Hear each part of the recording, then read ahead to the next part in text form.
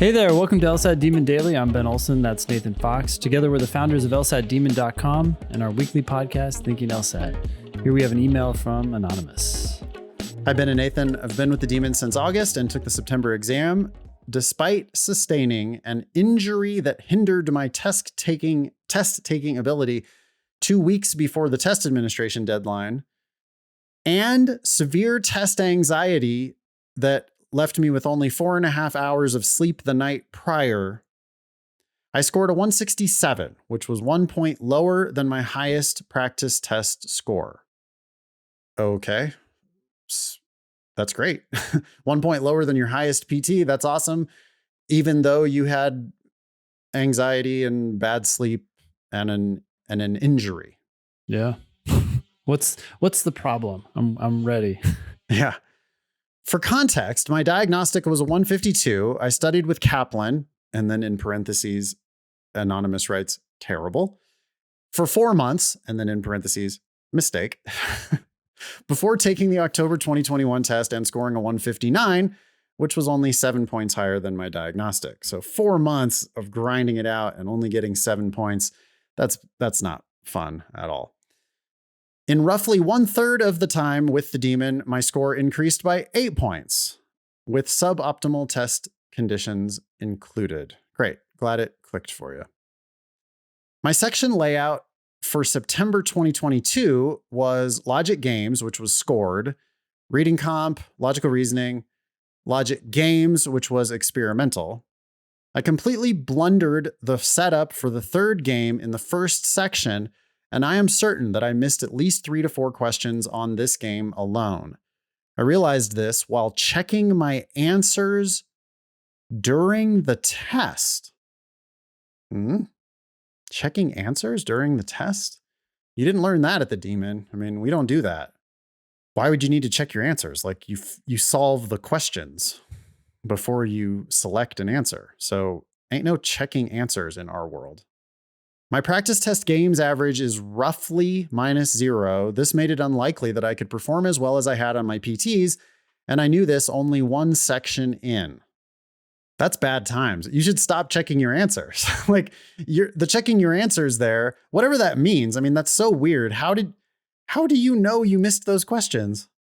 Bizarre. I don't know how that would possibly be the case, but anyway, I knew this only one section in. Yeah, well, that's bad times, because then that can really infect your performance on the other 2 sections that are scored. So it's really bad to have that going on. Anyway, but I could not quit, says Anonymous. I had a dream, really an epiphany, 2 nights before. I was an old man living in a house on the beach. In my dream, as the sun rose each day, I would walk along the shore with my wife collecting seashells before work. We assembled quite an assortment of beautiful shells of all shapes, sizes, and colors. It was the week of the seashell fair in my dream. So naturally, rather than spending our morning collecting shells, we decided to arrange them as they were to be displayed at the fair. We left for work, leaving the shells outside. Then disaster struck. Sideways and torrential rain, hurricane gusts. As I returned from work, our cherished collection was decimated. It was an irreparable tragedy, so I thought. My wife then delivers the most valuable sliver of advice, wisdom that was ultimately applied to the LSAT as I sat with my head in my hands, staring blankly at the first reading comprehension passage, knowing full well I had just bombed my best section of the test. Oh my gosh. Quote, "Don't count the shells that you lost. Go find more," she says. So we step outside and begin collecting shells. As it turned out, many of the seashells lost in the storm settled in the dunes and weren't too far away. Even better, the swell from the storm brought in new shells I never would have found if I gave up on my shell collection. Our collection was even better than before on the day of the fair, and we ended up winning first prize. Yay. Okay. That's exactly what I did on the LSAT. Even with between -3 and -4 on logic games, I maintained focus through the final 3 sections. I didn't, quote, count the shells I had lost. I went out and picked out all the shells I could find. This dream was unquestionably a manifestation of one of the many helpful demon theses. Answer one question at a time. You cannot change past mistakes, and be where your feet are. These tenets saved my LSAT. Any thoughts, Ben? He's just kind of sitting there smirking. I'm glad that these tenets helped you, but I'm still kind of caught up in you were grading yourself and you knew you had -3, -4 on games. In that sense, you're not counting, or you're not counting the shells you lost. You're going back and figuring out what they are. What did I miss? What did I get right? So I'm a little confused with that, but okay. I agree that strategically you need to stop that first step of going back and checking and then realizing that you fucked up. Like, you should have gone slower in the first place and not done those fuck ups. And then you shouldn't be going back. I mean, on my official test, I finished the games in 20 minutes and I didn't even do anything for the next 15 minutes. Like, I knew that they were right. So I didn't have to go back and check. There ain't no double checking. Like, I had solved those questions. And that's really where you're going. So that you're missing one demon tenet at that point. But it does, I get it. I understand that you recovered nicely. That's awesome.